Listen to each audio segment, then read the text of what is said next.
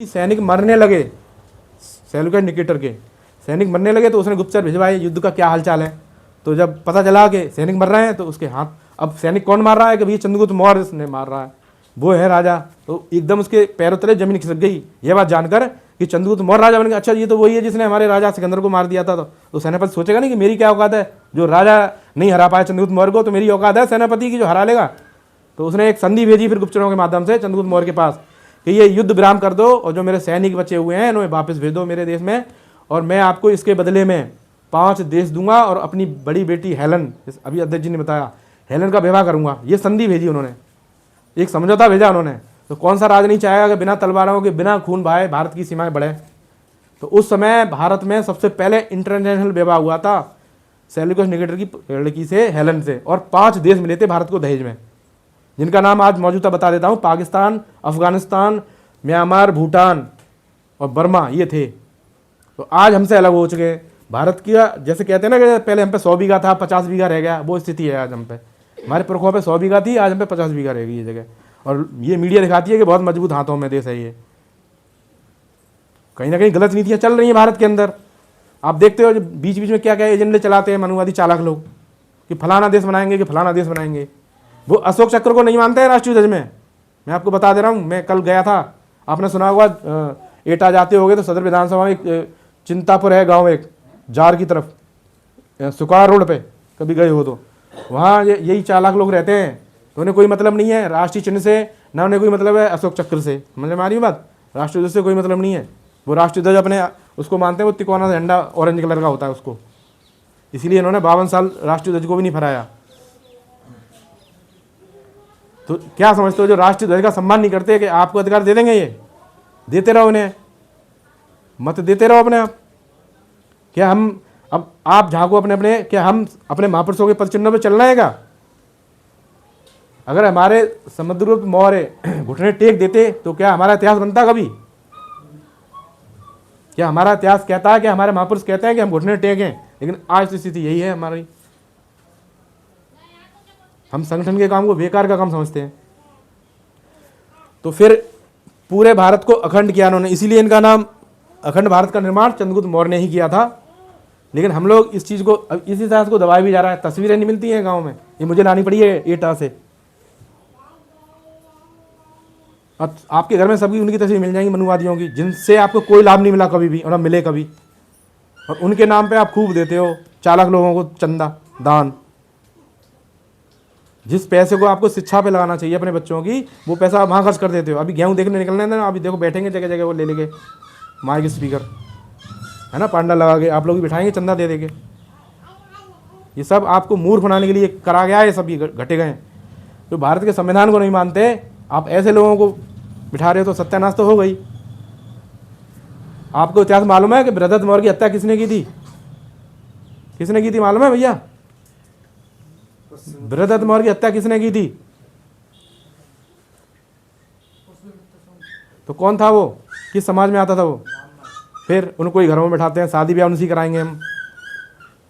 कोई जरा सी, जैसे जीवन में संघर्ष का, जीवन का नाम ही संघर्ष है, तो संघर्ष करने से घबराते हैं हम। जरा सी परेशानी आ गई तो उसके पास ही जाएंगे कि हमारे गृह देख लेना, फलाना देख लेना, और दे आएंगे उसे पैसे।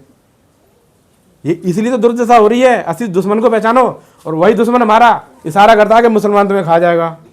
मैं आपसे कहना चाहूँगा, जब 27% रिजर्वेशन 1990 में लागू किया था बीपी सिंह मंडल ने, जब प्रधानमंत्री होते भारत के, तो सबसे पहले आरक्षण का विरोध हमारा इसने किया था, जो मनुवादी विचारधारा के लोग हैं। अटल बिहारी और लाल कृष्ण आडवाणी ने रथ यात्रा निकाली थी इन्होंने, कमंडल यात्रा, मंडल के खिलाफ।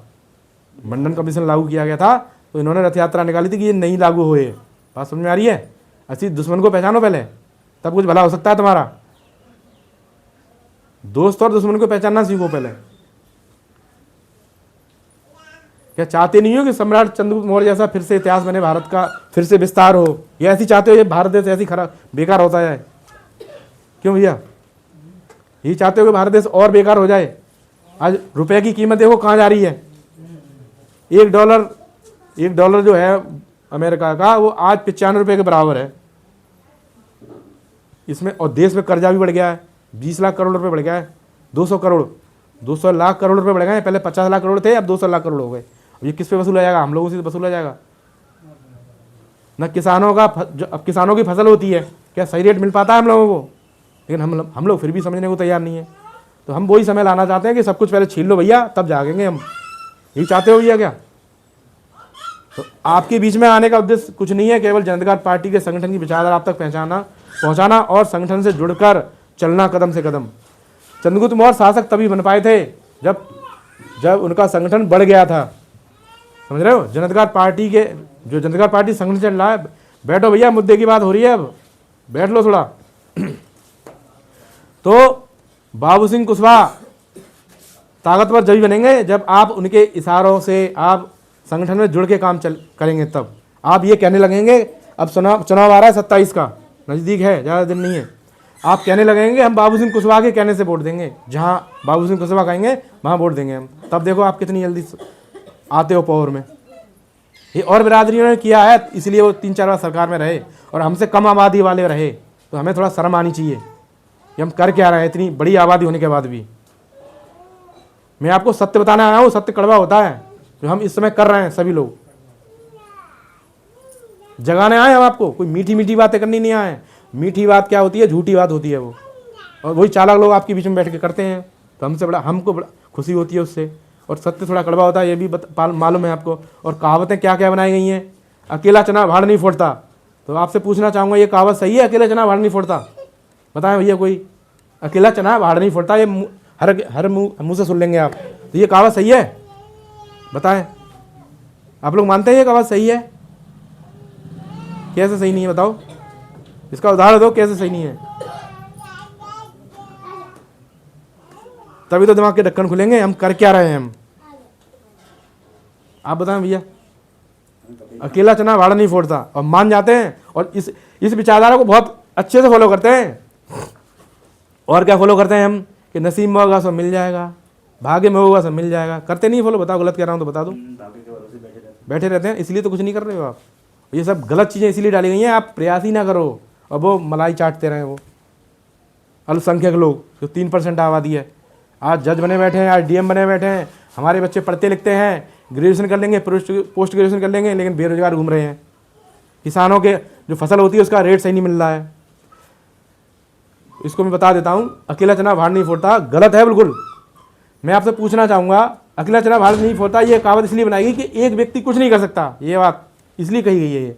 तो मैं बोलना चाहूँगा आपसे, ज्योतिराव फूले की तस्वीर रखी है यहाँ पे। तो शिक्षा का कानून इन्होंने लागू करवाया था उस समय अंग्रेजों के शासनकाल में। तो कितने पैदा हुए थे भारत में? ये 10 हुए थे, 5 हुए थे, 100 हुए थे, कितने हुए थे भैया? अकेला व्यक्ति पैदा हुआ था, अकेले ही चले थे ये। इनको घर से भी निकलवा दिया था इन चालाक लोगों ने, और उन्हीं को हम दोस्त मानते हैं। तो कहावत यहाँ गलत हो गई। सम्राट चंद्रगुप्त मौर्य कितने पैदा हुए थे? बताओ भैया, बताओ, तभी समझ में आएंगी चीज़ें। अकेले पैदा हुए थे या 10 हुए थे पैदा?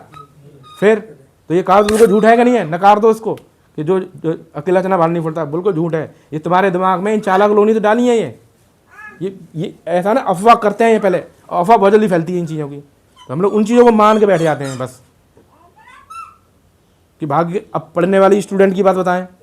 कुछ स्टूडेंट ये सोचते हैं कि यार मेहनत क्या मेहनत करूंगा पढ़ने में, जो नसीब में उतने नंबर मिल जाएंगे, सब लिखा हुआ है ऑलरेडी पहले से। ये तो बात समझाई जाती है, हम जाते हैं जब पंडालों में बैठते हैं जाके, तो यही बात तो समझाई जाती है, नसीब से ज़्यादा कुछ नहीं मिलेगा, उसकी मर्जी के बिना पत्ता नहीं हिलेगा।